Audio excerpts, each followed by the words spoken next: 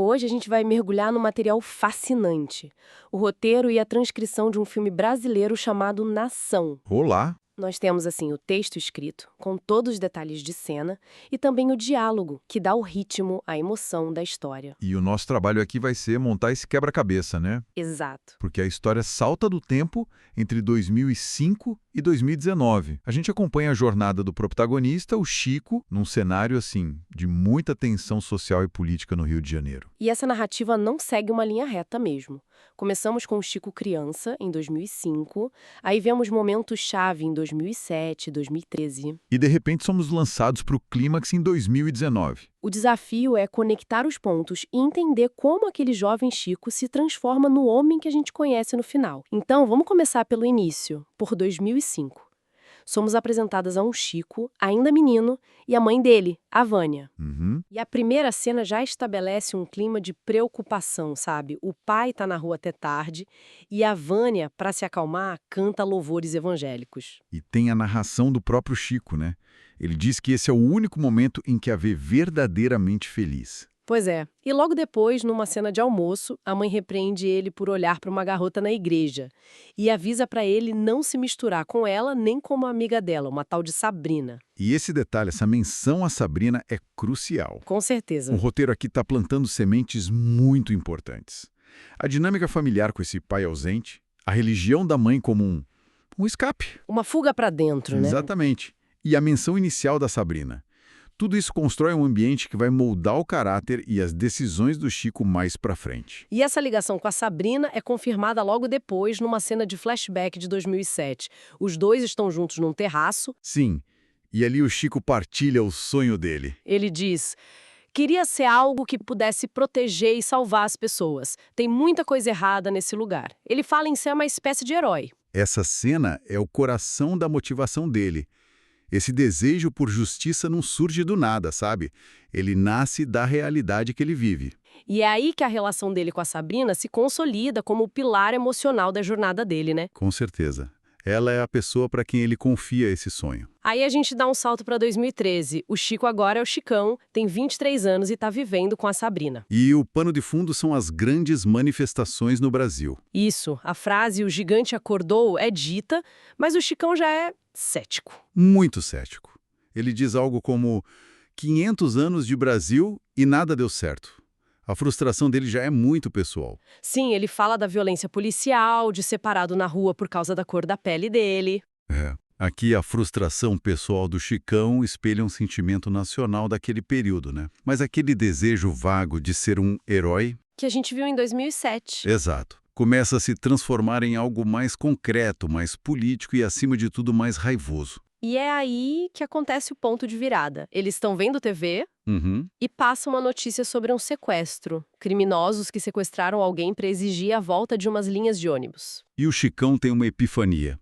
A palavra que ele diz é um sequestro. E ele começa a idealizar um plano para raptar alguém importante, tipo o presidente da Câmara, o governador. O telejornal dá para ele modelo, método. É uma tentativa desesperada de aplicar uma tática do crime a um objetivo que ele considera político. E o plano já nasce frágil, né? Ele pensa em recrutar um antigo colega de escola, um tal de Serginho Bala, e um especialista em tecnologia, o Zero. Exato. É tudo baseado em ligações muito frágeis, o que já demonstra a ingenuidade e o desespero dele. Aí a história salta de novo, dessa vez para 2019, e nos mostra dois mundos paralelos. Sim, isso é muito bem feito no roteiro. De um lado, um grupo de polícias, ou milicianos corruptos, tem um tal de Carvalho, o vereador Peixoto. Eles estão celebrando domínio sobre uma favela, garantindo votos. É uma cena que, nossa, transpira poder e corrupção. Esse núcleo funciona como um espelho do sistema que o Chicão quer combater. Não são forças abstratas, sabe? São pessoas que beneficiam ativamente do sistema que ele considera injusto. Exatamente. E do outro lado, a gente vê essa mesma equipe de polícia sendo informada sobre o sequestro da primeira-dama, a Micaele. E a missão de resgatar ela fica nas mãos deles. A ordem é limpar a bagunça, sem envolver forças especiais como o BOPE. O que já é bem suspeito, né? E é interessante notar a dinâmica interna da polícia. Rola uma tensão, uma troca de culpas. Como que vocês atiram sem ter certeza? Alguém fala. Pois é. E tem a ambição. A personagem Verônica chega a dizer que ajudar o presidente vai elevar o status deles. Não é uma força policial unificada heróica. Não mesmo. É uma instituição com as suas próprias lutas de poder internas. E agora vamos para o cativeiro. Chicão, Sabrina, Zero e criminosos como o Gringo estão juntos, usando macacões e máscaras de palhaço. E eles forçam a primeira-dama a fazer uma transmissão ao vivo. É aí que as exigências mostram o conflito de motivações, né? Totalmente. Eles pedem a renúncia do presidente. Mas também 229 milhões de reais. É uma mistura de ideologia e crime. E o Chicão ainda acrescenta as próprias exigências. Queremos um Brasil mais justo. Queremos mais respeito ao povo preto. Aqui a gente vê que essa aliança instável é uma bomba relógio. O Chicão tem um objetivo quase revolucionário. O Gringo, que é o criminoso profissional, parece estar focado só no dinheiro. E o plano começa a dar errado muito rápido. A polícia localiza eles por causa de um radiocomunicador. E o pânico se instala. E com o pânico vem a traição. O Gringo assume o controle. Ele chama o Chicão de otário por misturar política com o que ele chama de esquema. E ele ordena ao Zero que amarre o Chicão e a Sabrina, deixando eles pra trás para serem apanhados. A frase dele é cortante. Isso é para vocês pensarem duas vezes antes de chamar um profissional para o time. Nossa. O pragmatismo criminoso do Gringo esmaga completamente a ideologia do Chicão. O criminoso profissional simplesmente descarta o revolucionário amador. O plano dele, que foi construído sobre essa aliança frágil, desmorona na primeira pressão. Exato. O que se segue é o caos total. O Gringo foge com a refém, o Chicão e a Sabrina são libertados por um outro membro do grupo, o Nelsinho. E tentam escapar no meio de um tiroteio generalizado na favela. Em paralelo, o Gringo é interceptado pela unidade de polícia corrupta numa praça pública. E os cúmplices dele, o LC e o Zero, morrem dando cobertura para ele. E as últimas palavras do Zero? Isso é profundamente irônico. Ele grita: "Foda-se, isso é pela nação!" Ele traiu a causa pela nação para se salvar. Mas reivindica ela no final.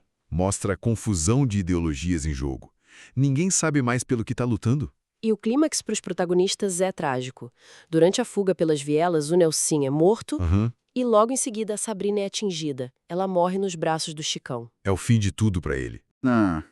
Devastadora. E a narração final dele resume tudo. Fui traído, mataram minha mulher e agora tô sendo preso. Foi burro em ter me aliado a criminosos de verdade. Ele tem esse momento de clareza, né? Sim, e ele continua. Para eles, neste momento, sou o câncer que estava acabando com Paris. Mas, na verdade, todos nós sabemos onde esse mal permanece. Essa narração encerra o arco dele. O aspirante a herói reconhece o seu erro fatal, a ingenuidade de acreditar que podia usar o crime para alcançar um objetivo nobre. Ele fracassou, mas a última frase ainda aponta para o câncer sistêmico que ele estava tentando combater. Exato. E a história termina com o Gringo sendo finalmente morto pela polícia, resolvendo o sequestro. Chicão é levado preso. Um final aparentemente limpo para as autoridades. Então, recapitulando, o que a gente tem é a história de um jovem cujo desejo por justiça o leva por um caminho de radicalização e violência. Um caminho que acaba sendo destruído pela traição e pela própria ingenuidade dele. O roteiro expõe de forma brutal esse choque, entre o idealismo e o pragmatismo criminoso. Sim, e pinta o retrato de uma sociedade fraturada em todos os níveis, na política, na opinião pública, dentro da própria polícia e no mundo do crime. A grande tragédia é a do Chicão. As intenções dele, que nasceram de uma injustiça real, levaram-no a um beco sem saída, onde ele perdeu tudo. A parceira, a liberdade e a causa. E isso nos deixa com uma reflexão final. O roteiro termina com a prisão do Chicão, o que é uma resolução limpa para as autoridades. Mas a última narração dele ecoa. Com certeza, ele diz, todos nós sabemos onde esse mal permanece.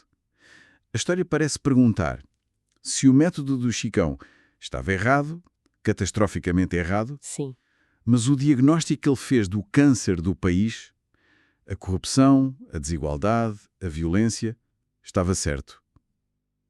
Qual é, então, a forma certa de lutar? Boa pergunta. O que acontece quando o sistema que se está a tentar mudar é o mesmo que detém todo o poder?